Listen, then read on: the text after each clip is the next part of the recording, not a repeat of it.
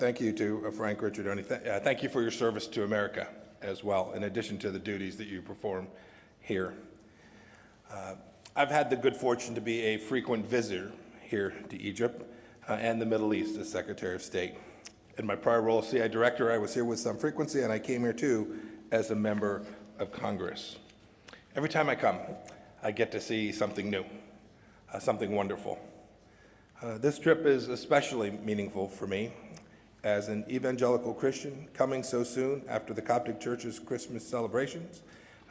This is an important time.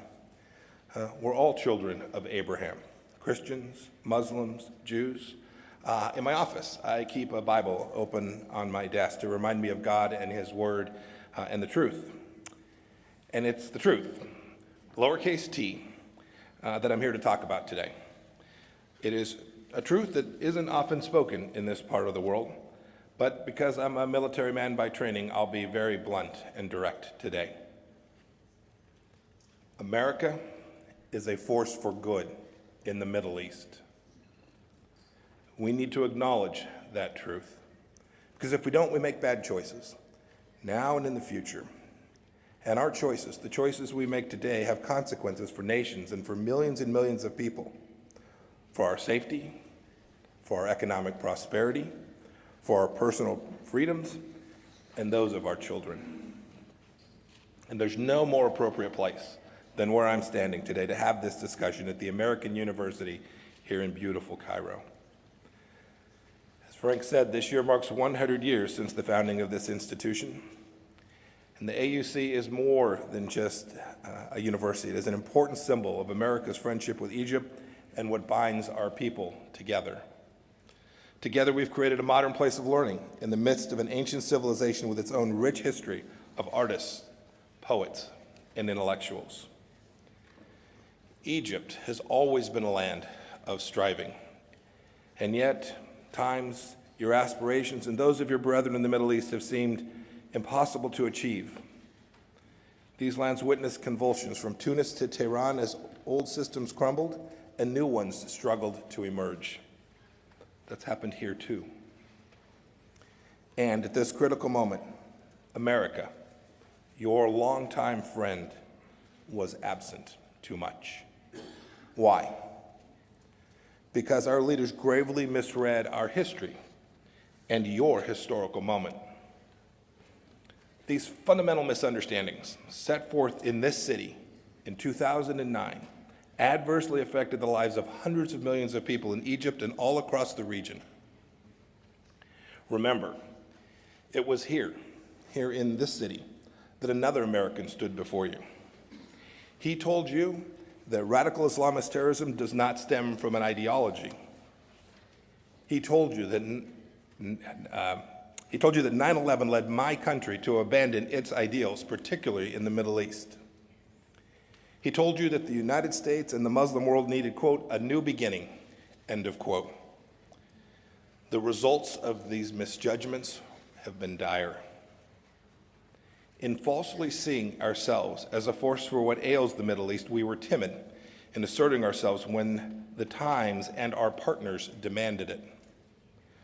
We grossly underestimated the tenacity and viciousness of radical Islamism, a debauched strain of the faith that seeks to upend every other form of worship or governance.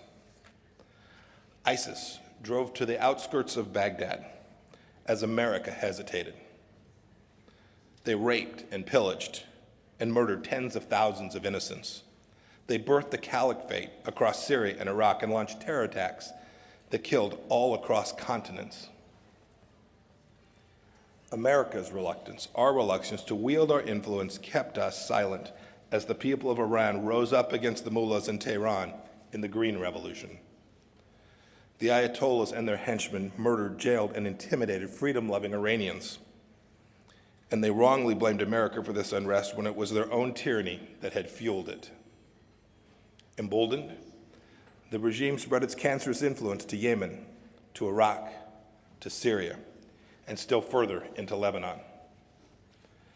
Our penchant, America's penchant for wishful thinking, led us to look the other way as Hezbollah, a wholly owned subsidiary of the Iranian regime, accumulated a massive arsenal of approximately 130,000 rockets and missiles.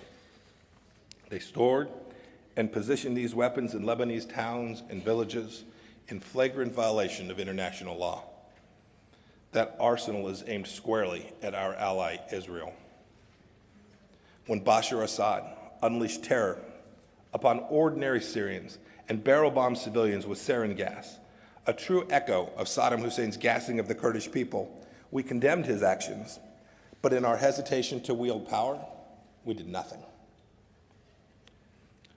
Our eagerness to address only Muslims and not nations ignored the rich diversity of the Middle East and frayed old bonds. It undermined the concept of the nation-state, the building block of international stability. And our desire for peace at any cost led us to strike a deal with Iran, our common enemy. So today, what did we learn from all of this? We learned that when America retreats, chaos often follows. When we neglect our friends, resentment builds. And when we partner with our enemies, they advance. The good news is this: the age of self-inflicted American shame is over, and so are the policies that produce so much needless suffering. Now comes the real new beginning. In just 24 months, actually less than 2 years, the United States under President Trump has reasserted its traditional role as a force for good in this region. We've learned from our mistakes. We've rediscovered our voice. We've rebuilt our relationships. We've rejected false overtures from our enemies. And look at what we've accomplished. Look at what we've accomplished together. Under new leadership, America has confronted the ugly reality of radical Islamism. On President Trump's very first trip abroad to this region, he called on Muslim-majority nations to, quote, meet history's greatest test, to conquer extremism and vanquish the forces of terrorism. President Sisi joined us. He joined us in denouncing the twisted ideology which has brought death and suffering on so many. I thank President Sisi for his courage.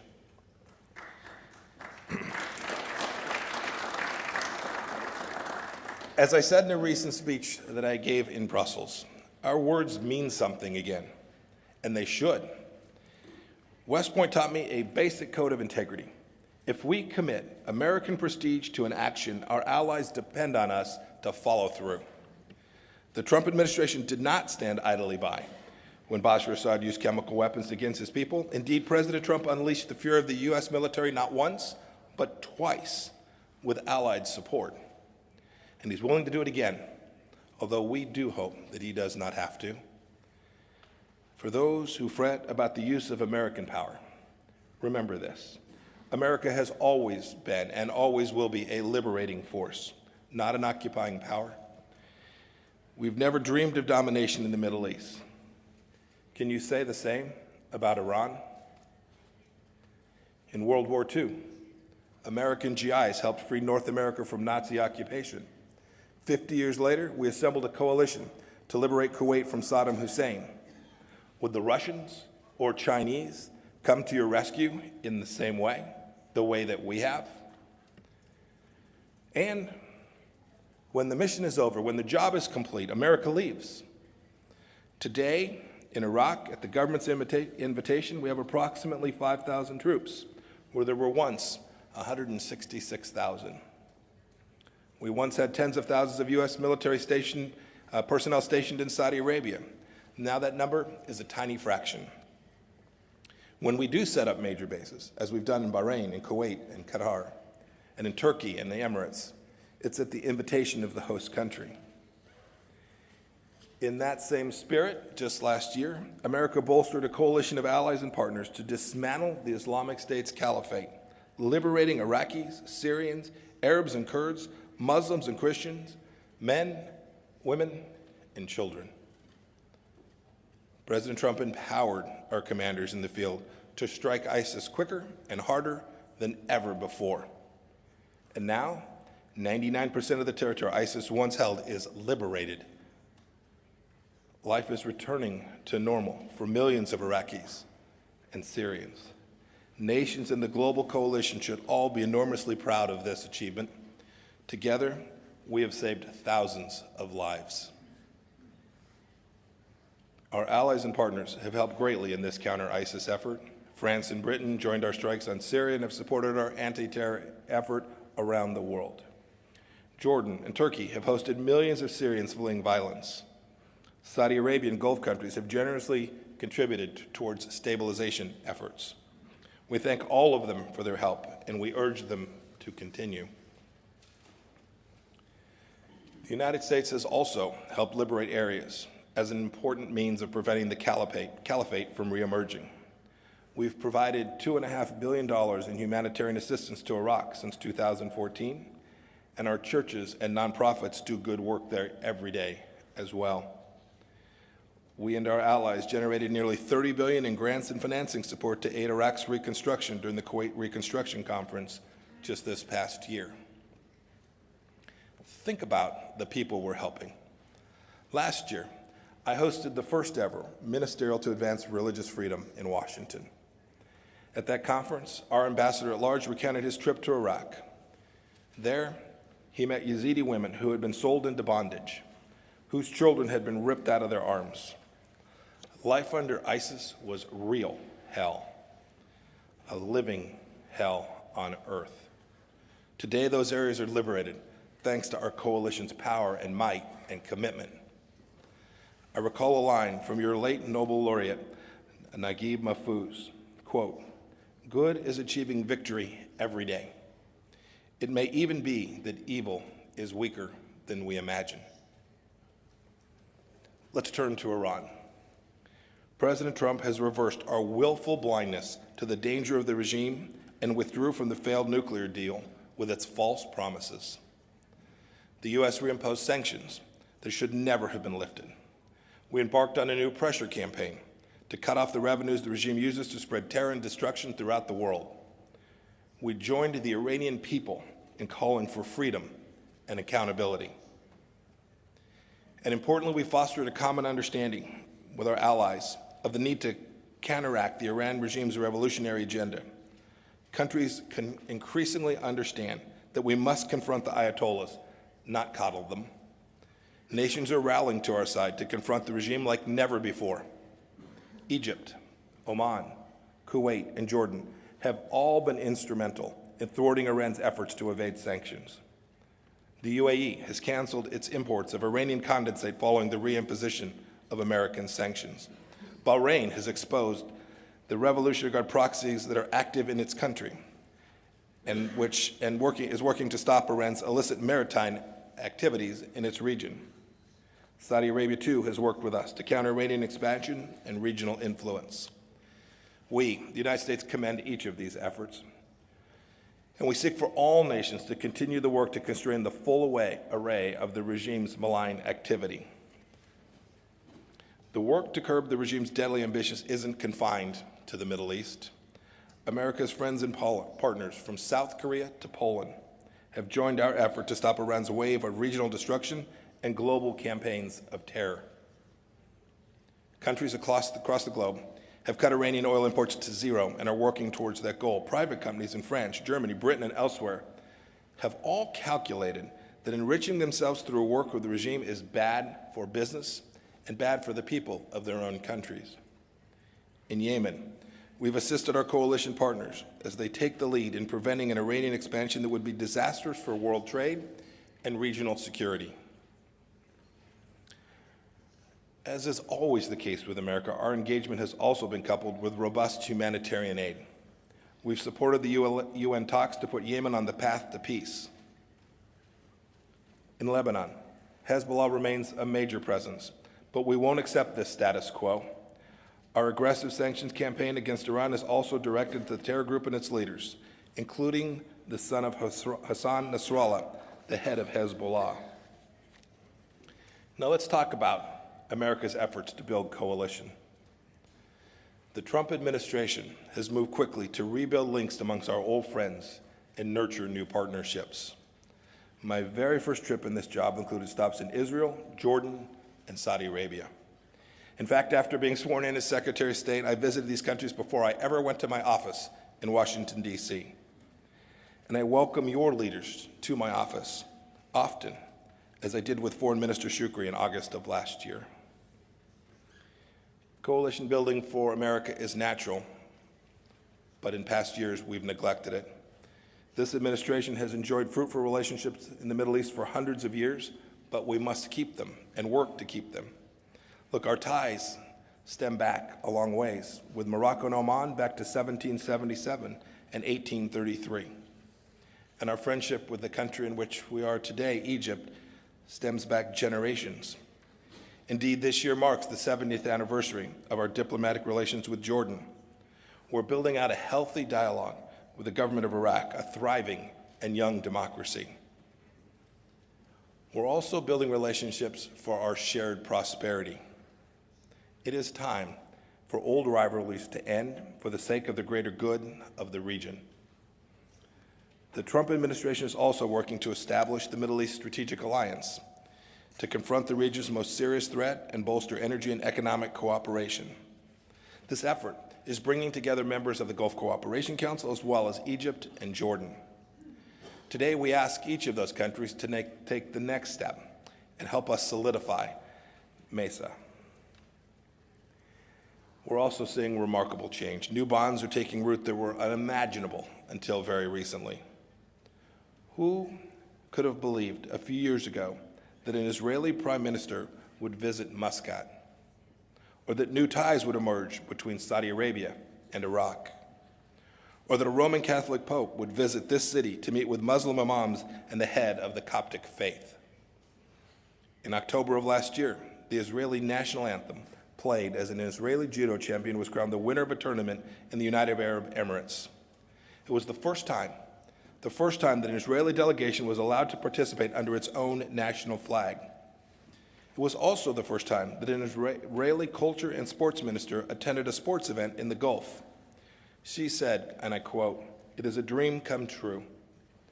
For 2 years we had talks in order to reach this moment. It was hard for her to stop the tears." I want to thank the authorities in Abu Dhabi and our host here who received us in an exemplary manner. She could not have been happier. These steps towards rapprochement are necessary for greater security in the face of our shared threats. And they also hint at a much brighter future for the region. Of course, our work together is not finished.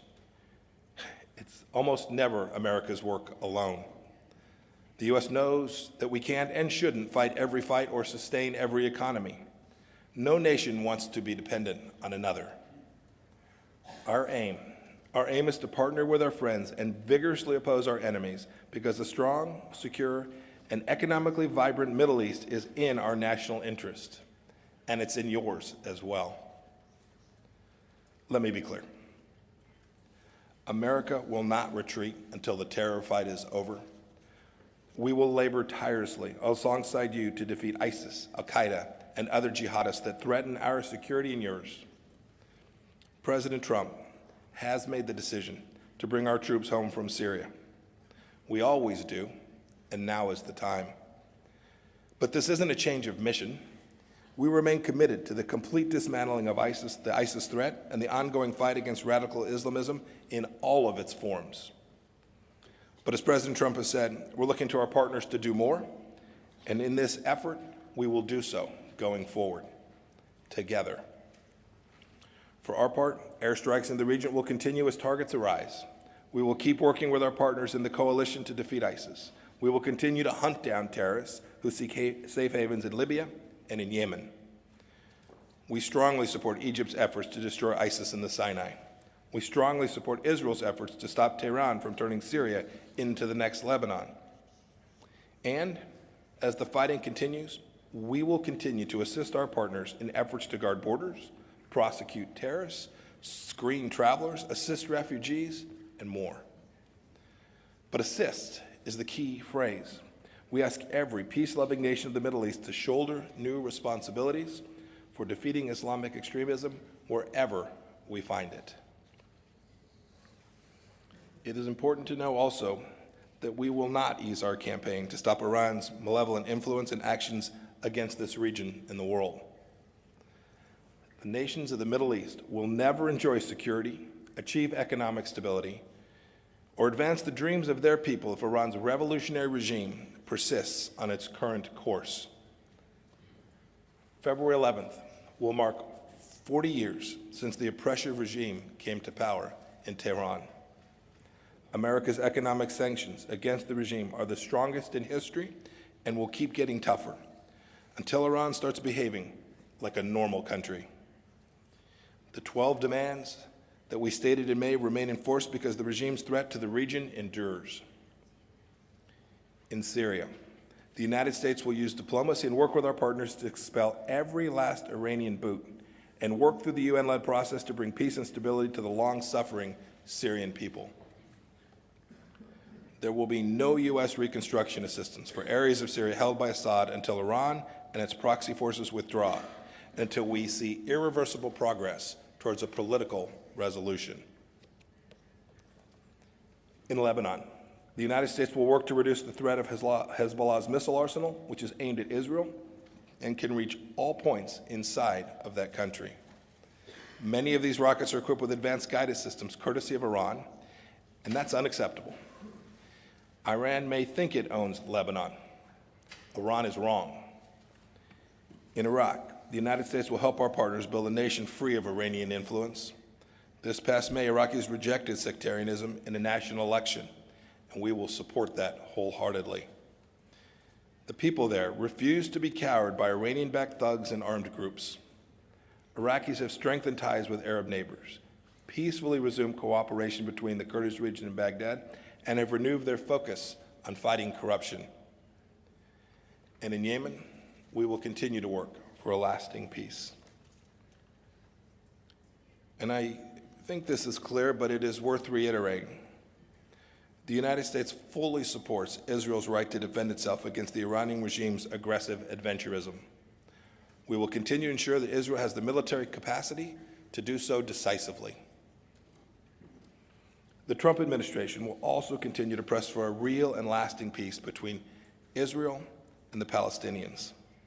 Again, we've adhered to our word. President Trump campaigned on the promise to recognize Jerusalem, the seat of Israel's government, as the nation's capital. In May, we moved our embassy there. These decisions honor a bipartisan congressional resolution from more than 2 decades ago. President Trump acted on this commitment. The United States also is working to keep our bilateral relationship strong. Over the next few days, I'll hold in-depth discussions with leaders of Bahrain, the UAE, Qatar, Saudi Arabia, Oman, and Kuwait. We'll talk about our shared goals, just as I did in Jordan and Iraq this week, and as I did today with President Sisi and Foreign Minister Shukri. And as we seek an even stronger partnership with Egypt, we encourage President Sisi to unleash the creative energy of Egypt's people, unfetter the economy, and promote a free and open exchange of ideas. The progress made to date can continue. I also applaud President Sisi's efforts to promote religious freedom, which stands as an example for all leaders and all peoples of the Middle East. I was happy to see our citizens, wrongly convicted of improperly operating NGOs here, finally be acquitted. And we strongly support President Sisi's initiative to amend Egyptian law so that this does not happen again. More work certainly needs to be done to maximize the potential of the Egyptian nation and its people. I'm glad that America will be a partner in those efforts. Let me close here with a couple of final thoughts. First, it's never easy to recognize truth, but when we see it, we must speak it. America has been criticized for doing too much in the Middle East, and we've been criticized for doing too little. But one thing we've never been is an empire builder or an oppressor. Just look at our history together, the history which I've recounted today. Look at our fights against common enemies. Look at our coalition building. And finally, just look around you at this university, which has existed now for a century. It's not a coincidence that many other American universities like this one thrive all across the Middle East, from Beirut to Sulaymaniyah. These are symbols of America's innate goodness, of our hopes for you, and of the better future we desire for all nations of the Middle East. I want to thank you all for being here today, and may the Lord bless each and every one of you. Thank you.